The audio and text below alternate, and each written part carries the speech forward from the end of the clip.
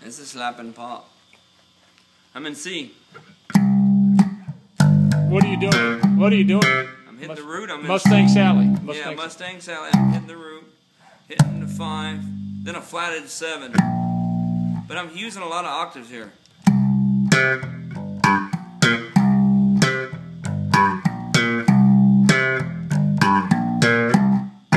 Mustang Sally, octave. Guess you better slow it Mustang down.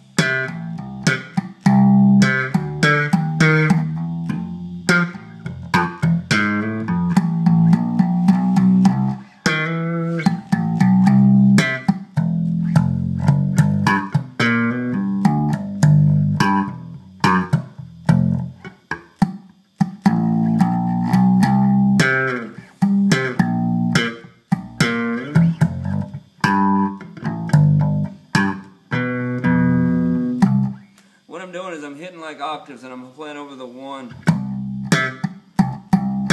And I'm using the 3rd string for the root, and I'm doing that like the kick drum.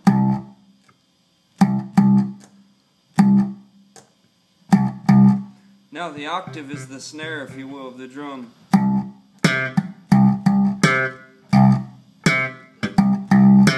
And I'm swinging it different just like a drummer would do. I'm not hitting it the same way every time.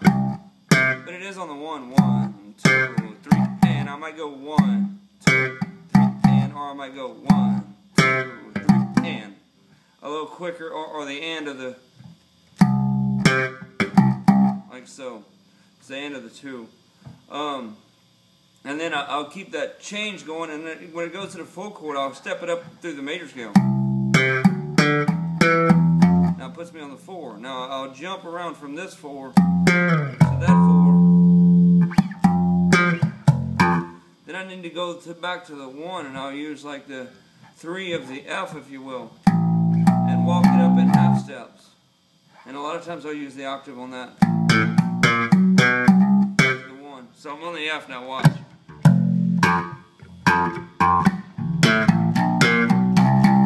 It's back to the C.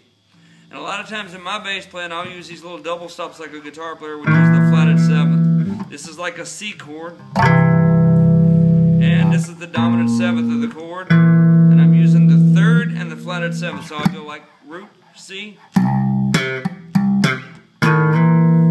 grab that. If it goes to the full chord, I'll do that same thing. But I like to grab them high. I'm using a high F, like as if I was playing the F chord down here. And use that dominant 7 there, so like.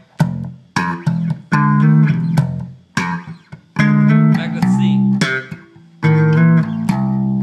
Over the G. I use a high one. This time I use a low one. Same thing. It's just funky sounding to me lower. I like the high one. Kind of sounds like a piano up there. Then I'm back to the root. So I got.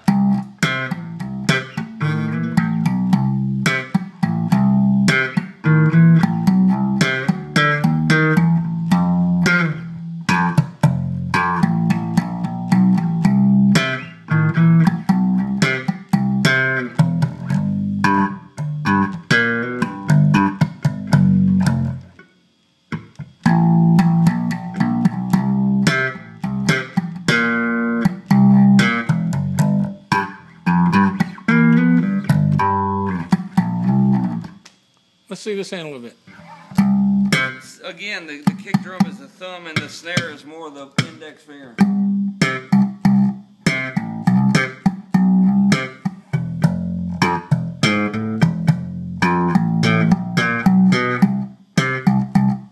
And all your slapping, do you slap right there all the time? No, it varies, but I notice when I hit the fret, I get a little more volume out of it, as opposed to back there. But it can be done anywhere. It's just the spring of the thumb. I know a lot of people like to slap, but when they do, they leave the thumb down too long and they don't get no note out of it. It's just, they just get the percussive sound. You got to get off, think piano, think the hammer of the piano hitting the string. That's your thumb. It's got to be real floppy and loose.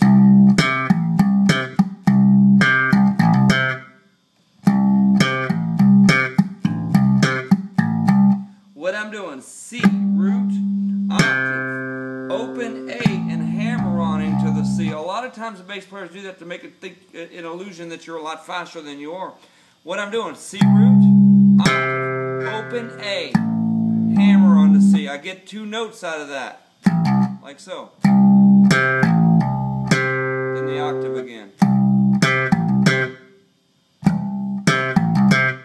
See the open note? Yeah. Could happen a lot. Like let's say I'm doing that in G, same thing. So anytime you like in your primary notes, no sharps or flats, a lot of times a lot of players will use the open note. Like let's say I'm in D. That open A can work for you. Over E, that would be like the 4. So you're working on the open A as the 4. If I was doing it on the 4th string, on the low root, on the 4th string, I would use the open E and hammer onto the root. I'm in A. Well, in G, that E becomes a 6th. So that E can work for you open. You know, B, that becomes the 4. So you can do that in all the keys. It's slow, so you can see.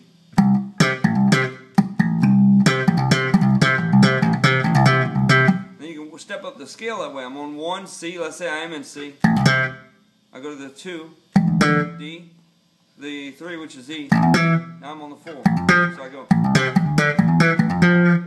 Brings me from 1, 2, 3, 4. Then I walk back down to the 1. So it's a lot faster than I am because I'm using the hammer on.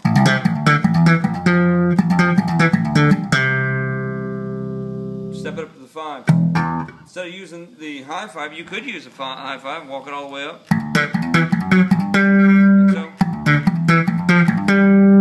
So then I could also use the open. If I'm in C, that's the 3rd, so I use the open E and hammer on F sharp maybe, and then G. So then it give me back to the root. I'm in C.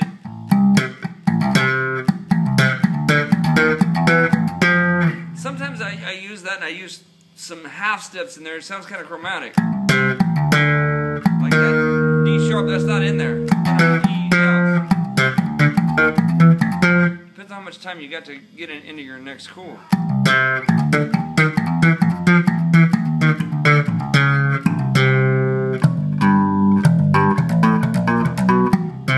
It depends on your groove. Like for instance, let's say you're playing Brown Eyed Girl.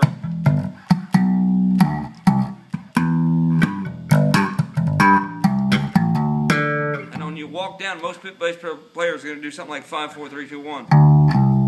Real simple. So then you take that and go 5, 4, 3, 2, and then you're on 1. So you go.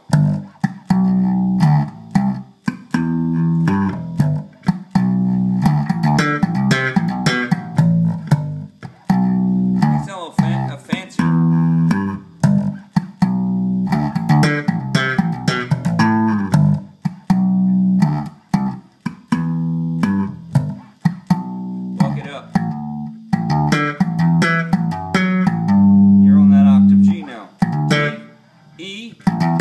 Sharp, then it puts you back on G. But now you're on a different octave, you're not on that G anymore.